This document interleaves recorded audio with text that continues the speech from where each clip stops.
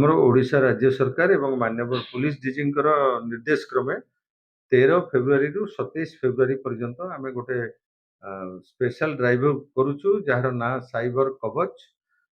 ଏଇ ଡ୍ରାଇଭ୍‌ର ମୁଖ୍ୟ ଉଦ୍ଦେଶ୍ୟ ରହୁଛି ଯୋଉ ମ୍ୟୁଲ୍ ଆକାଉଣ୍ଟ ଗୁଡ଼ିକ ଲୋକମାନେ କିଛି ଲୋକମାନଙ୍କ ପାଖରେ ଏଭଳି ମ୍ୟୁଲ୍ ଆକାଉଣ୍ଟ ଖୋଲାଯାଇଥିବାର ଦେଖାଯାଉଛି।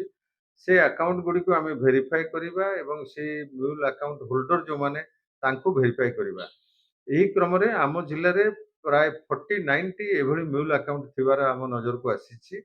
ୟା ଉପରେ ଆମେ ବିଭିନ୍ନ ଥାନାରେ ବିଶେଷ କରି ପାରଳାଖେମୁଣ୍ଡି, ମୋହନା, କାଶୀନଗର, ଗାରାବନ୍sh ଏଇ ସବୁ ଥାନା ଗୁଡ଼ିକରେ ଆମେ ମକଦ୍ଦମା ରୁଜୁ କରିଛୁ ଏବଂ ଏଇ ମ୍ୟୁଲ୍ ଆକାଉଣ୍ଟ ଗୁଡ଼ିକୁ ଭେରିଫାଏ କରୁଛୁ। ଏବେ ଯାଏଁ ଆମେ 11ଟି ଆକାଉଣ୍ଟ ଏବଂ 11 ଜଣ ଆକାଉଣ୍ଟ ହୋଲ୍ଡରଙ୍କୁ ଭେରିଫାଏ କରିସାରିଲୁଣି।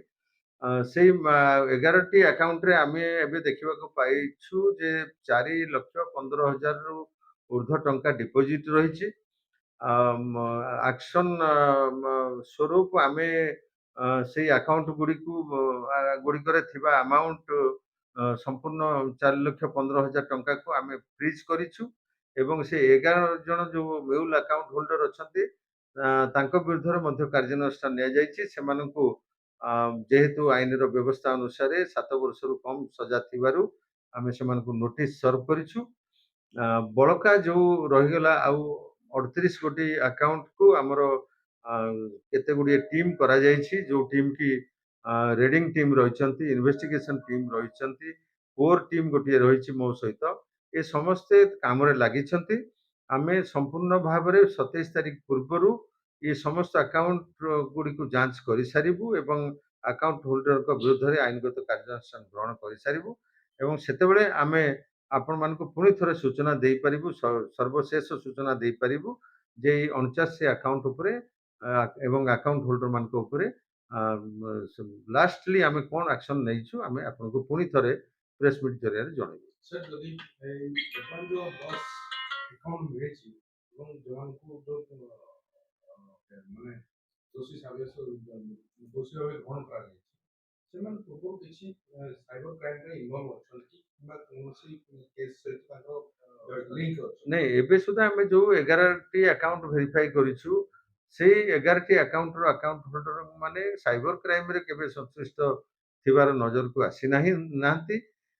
ତେବେ ତାଙ୍କ ପାଖକୁ ଏଇ ଯୋଉ ଟଙ୍କା ଆସିଛି ସେ ଯୋଉ ଆକାଉଣ୍ଟରୁ ଆସିଛି ବା ଯୋଉ ବ୍ୟକ୍ତିଙ୍କ ପାଖରୁ ଆସିଛି ତାର ସେ ବାବଦରେ ମଧ୍ୟ ଆମର ଏବେ ତଦନ୍ତ ଚାଲିଛି ଯେ ସେ ବ୍ୟକ୍ତି ଆଙ୍କ ପାଖକୁ ଟଙ୍କା ଯୋଉ ପଠେଇଲେ ଆଙ୍କ ସହିତ ଆଗରୁ କିଛି ସମ୍ପର୍କ ଥିଲା କି ନଥିଲା, କେଉଁ ଆଧାରରେ ଇଏ ଆକାଉଣ୍ଟ ଖୋଲିଥିଲେ, ଆଙ୍କୁ କିଏ ଆକାଉଣ୍ଟ ଖୋଲିବାରେ ସହଯୋଗ କରିଥିଲେ କି, ସବୁ ଜିନିଷକୁ ଆମେ ନେଇକିରି ଆମର ସ୍ପେଶାଲ ଇନଭେଷ୍ଟିଗେସନ ଟିମ୍ ଗୋଟେ ଗଠନ କରାଯାଇଛି। ବିଭିନ୍ନ ଥାନାର ଅଧିକାରୀମାନଙ୍କୁ ନେଇକି ସେଥିରେ ଆଇଆଇସି ଟାଉନ ଲିଡ୍ କରୁଛନ୍ତି ଏବଂ ଡିଏସ୍ପି ହେଡକ୍ୱାର୍ଟର ମଧ୍ୟ ତାକୁ ସୁପରଭାଇଜ କରୁଛନ୍ତି ଇନଭେଷ୍ଟିଗେସନ ଗୁଡ଼ିକୁ।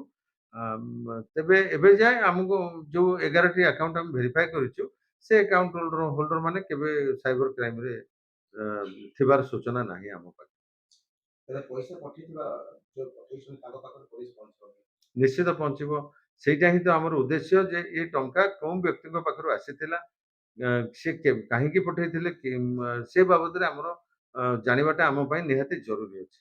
ତେବେ ମୁଁ ଆପଣମାନଙ୍କ ମାଧ୍ୟମରେ ଜନସାଧାରଣଙ୍କୁ ସୂଚନା ଦେବାକୁ ଚାହିଁବି ଯେ କୌଣସି ବ୍ୟକ୍ତି କାହାର ପ୍ରଲୋଭନରେ ପଡି ଏଭଳି ମ୍ୟୁଲ୍ ଆକାଉଣ୍ଟ ଖୋଲନ୍ତୁ ନାହିଁ।